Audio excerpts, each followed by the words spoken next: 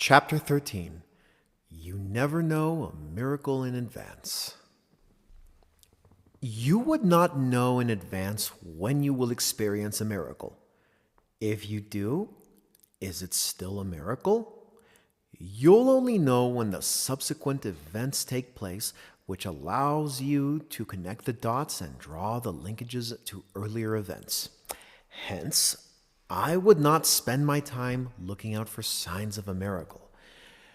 Doing so will be counterproductive. Instead, just lead your life as per normal, and the universe will intervene when necessary and when you allow it the space to do so. Follow the steps outlined in this book and withdraw your focus from reality, especially if things do not please you. Replace negative thoughts with positive thoughts of things that you like as often as possible. There are times when the universe has to take a slightly longer route to deliver something to you, and it may not be through the means you expect. However, if you adopt the right frame of mind and the right spirit, the wait will not seem to be grueling at all. Instead, it will all seem very natural to you. I would like to end with another story. There was once I had the intention of ordering a pair of prescription eyeglasses online. However, I would need detailed information regarding my prescriptions to do so, which I did not have. Just the other day, I received a call from an old friend out of the blue. He's a medical doctor training to be an eye specialist and asked if I would allow him to perform a free eye check on me. So he had some specialist examinations to clear. I agreed, and to my delight, he was able to give me detailed information about my eyeglasses and my prescription. Never in 100 years would I have expected the information to fall into my lap so easily and through such harmonious means. My earlier concerns about having to ask an optician for this information dissolved on its own accord. It wasn't until I sat down and pondered this incident that I understood its significance. My friend did not contact me by accident. My friend contacted me and requested for my favor because the universe must have nudged him in some way. Knowing that I had made an earlier intention to gain access to my prescription. Can you see how the universe always works in miraculous ways? When you state an intention or request, the universe always answers. But how it answers and how it delivers what you ask for is not up to your control, simply because there are so many possibilities and factors that we can easily overlook. I would certainly not have imagined the prescription coming to me through an eye doctor.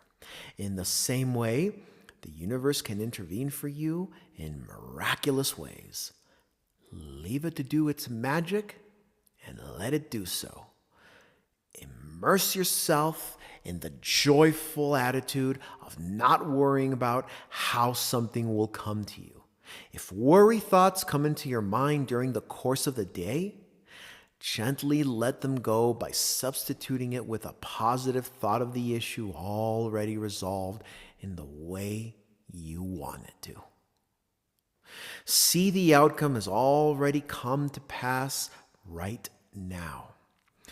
Do this as many times as necessary to counter the emotional charge of the worry thoughts, and soon you'll find that the worry thoughts fade into the background and hardly become an issue anymore. As mentioned at the start of this book, I have gone down to just 1 or 2 worry thoughts a day, which I instantly let go of. As compared to the incessant worrying in the past, the worry is what stops you from experiencing your good in your lives. I'm not telling you here to stop worrying immediately. It would be impossible for anyone to do so. If their mind obeyed their bidding, then I would only have to tell myself to stop worrying once, and everything would be all right. Instead, allow yourself to continue worrying, but deal with these worry thoughts as they come up. As these worry thoughts appear, do not fight them. Instead, acknowledge them and ask yourself if you want to consciously believe in them. You can worry all you want all day, but if you stop believing in those thoughts, the worrying would have no effect on you at all. In time to come, if you stop believing in those worrisome thoughts and stopped allowing yourself to be led down the path by them, your mind will see the futility in worrying and stop sending you those thoughts because you no longer derive any payoff from them. This is the reason why worry thoughts don't even float into my consciousness nowadays. I don't entertain them or believe in them in the first place. Now, some people may say, "Oh, but this is only an exercise. If I don't worry, it does not mean bad things will not happen." However, this reasoning violates the very powerful law of attraction in our universe.